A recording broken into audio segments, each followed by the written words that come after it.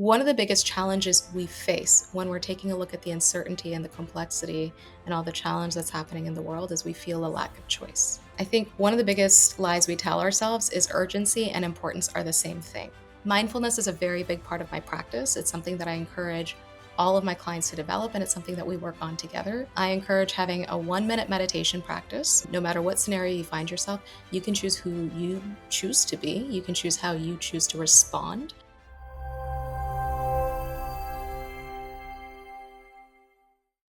How do you help people find their way through all the change, uncertainty, and overwhelm that seems to be pretty much all of life these days? Yeah. So again, I'm going to talk about this from the lens of, the neurodivergent leaders of the world, because that tends to be where I'm focused on. Um, One of the biggest challenges we face when we're taking a look at the uncertainty and the complexity and all the challenge that's happening in the world is we feel a lack of choice. And so, one of the things I really work on with my clients is building what I call choice architecture. So there's always choices. There's always choices. No matter what scenario you find yourself, you can choose who you choose to be. You can choose how you choose to respond. You can choose the information you choose to take in, what you do with that information, whether you act, whether you don't act.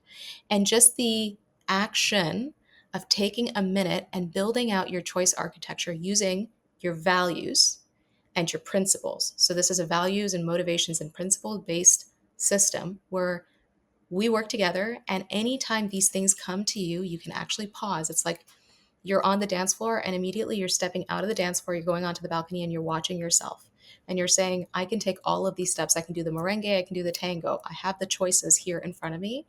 I'm going to take an intentional moment and look through all of those choices and say, based on who I choose to be and my values and my principles, what is the action that's going to be most consistent with what I need today?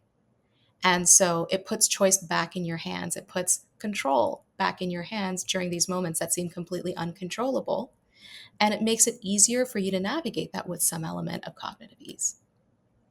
That's a really important part, particularly if you're a neurodivergent leader. Yes, so often it seems like we have no choice, and we always have choice, as you say. No one can tell us how to breathe.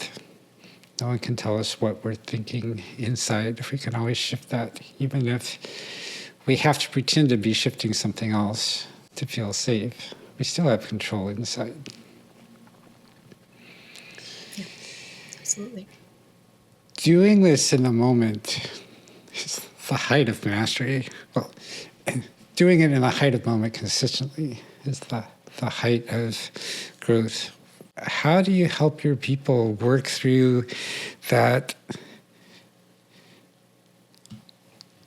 6 hours later, I realize something happened, and now I go back and can think through what my choices were and reimagine how that could have been.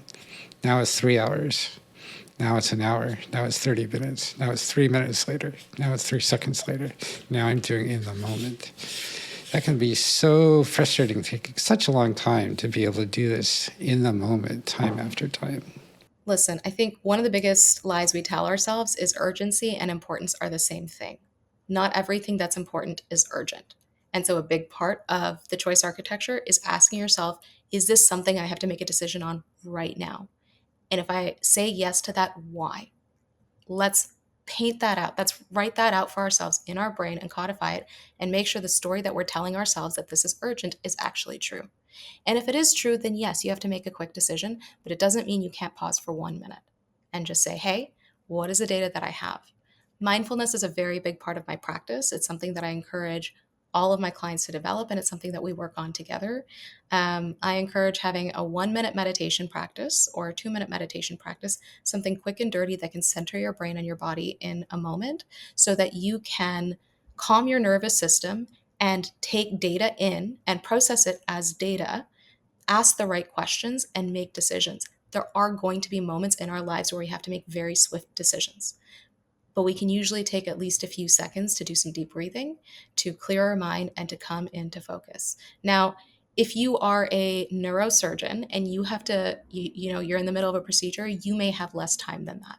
But the way neurosurgeons are trained is so that their choice architecture and their training is so ingrained in their brain that they know where there's room for discussion and room for taking the time and when there isn't. And they know what they're working with. There are high risk jobs where you don't have as much time, but you can always take 30 seconds typically. Yes, and as I was listening to you, I realized that the way I framed my question assumes that always being in the moment is the goal, and it's not necessarily the goal. As you said, it doesn't urgent isn't always is most things are not urgent. So it doesn't matter if we're always realizing 6 hours later, even the reflection then and choosing to do some understanding, recognizing what we could have done different then will help us be a little more that way.